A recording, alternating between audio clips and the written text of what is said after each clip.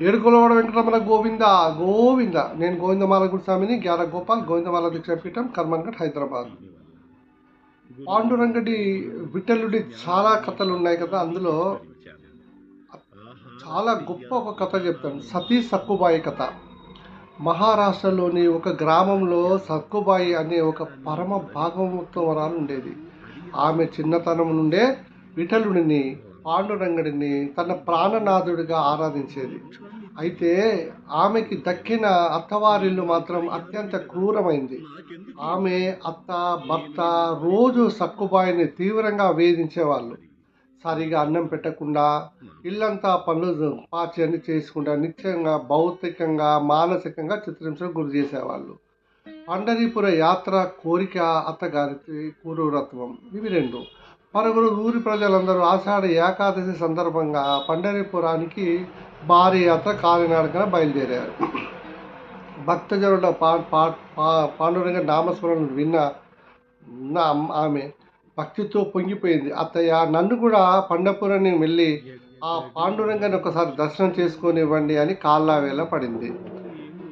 కానీ రాతి గుండె కలిగిన వాళ్ళత్త సమ్మతించలేదు. సక్కుబాయి పండపురానికి పారిపోతుందన్న అనుమానంతో ఆమెని ఒక నేరమాలిగలోని స్తంభానికి కట్టివేసింది. బయట తలుపులు బంధించేసింది. అందరూ నిద్రపోవడానికి వెళ్ళారు. స్తంభానికి బంధించబడిన సక్కుబాయి కన్నీళ్లతో పాండురంగాన్ని స్మరిస్తూ, ఏ విఠల, పాండురంగ, అందరూ నీ దర్శనానికి వస్తున్నారు. ఈ అభాగ్యురాలిని నీ దివ్యమంగళ రూపాన్ని చూస్తే ప్రాప్తం లేదా స్వామి అని వేడుకుంటుంది.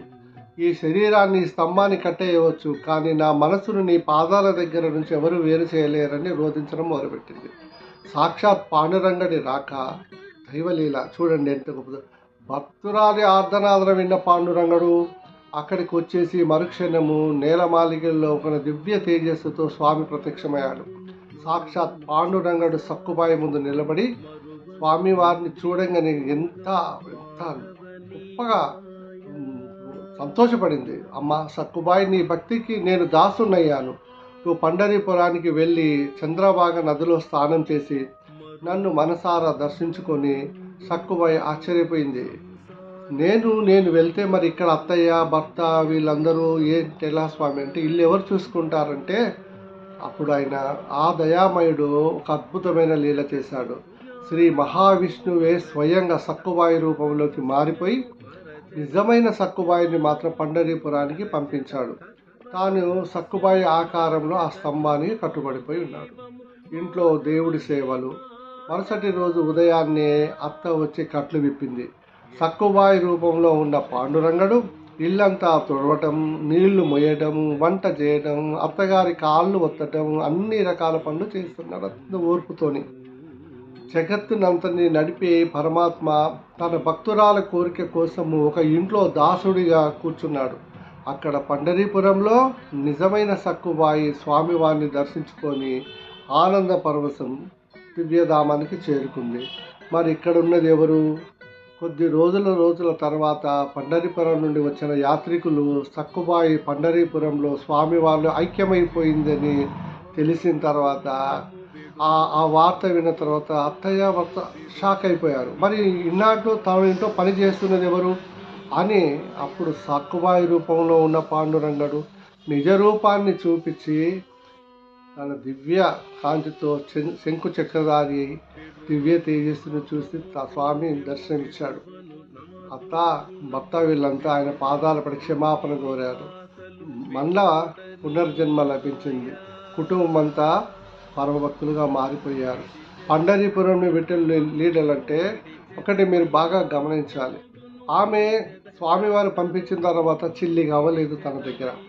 తను అక్కడికి వెళ్ళి చంద్రభాగా నది దాటాల్సి ఉంది.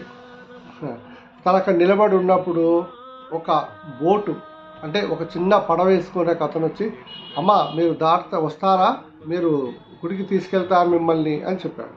నా దగ్గర డబ్బులు లేవంటే పర్వాలేదు, నువ్వు మళ్ళీ వచ్చినాక ఇద్దువు కానీ అని చెప్పి తీసుకెళ్ళి అక్కడ దింపిన తర్వాత ఆమె దిగి దీనికి ఏదో రుణము ఉండిపోయింది కదా ఇవ్వాలని ఇలా తిరిగి చూస్తే స్వామివారు ఉండరు. అంటే ఆ పడవలో వచ్చింది సాక్షాత్తు విఠలుడు. భక్తుల కోసము స్వామివారు ఎంత చేసేదో మనకి ఆయన విలువ తెలియాలంటే ఆయనని మనము నిజంగా ఆశ్రయించాలి. చాలామంది భక్తులు ఉన్నారు, చాలామంది భక్తులు ఉన్నారు. ఎవరితో మాట్లాడేటప్పుడు వాళ్ళ భక్తి, వాళ్ళ పాండిత్యాన్ని, నేను చాలా భక్తురాలని, నేను చాలా భక్తుడిని తెలిసే విధంగా మాతో మాట్లాడుతూ ఉంటారు. అంటే మేము భక్తులు ఏం కాదు, మేము భగవంతుడి కోసం వెతుకుతున్నాము. ఆ వెతికే భాగంలో మాకు ఇట్లాంటి వాళ్ళు తారసపడ్డప్పుడు వాళ్ళు చెప్పే మాటలు వింటూ ఉంటే భక్తి కంటే వాళ్ళకి మేము భక్తులమనే అహమే ఎక్కువ ఉంటుంది. అది చాలా విచిత్రంగా అనిపిస్తుంది మాకు. ఏదేమైనా ఆ విఠలుడిది ఆ కృపా కటాక్షాలు అందరి మీద ఉండాలని, అందరూ స్వామిని దర్శించుకొని తరించాలని మనస్ఫూర్తిగా కోరుకుంటూ జై శ్రీమన్నారాయణ.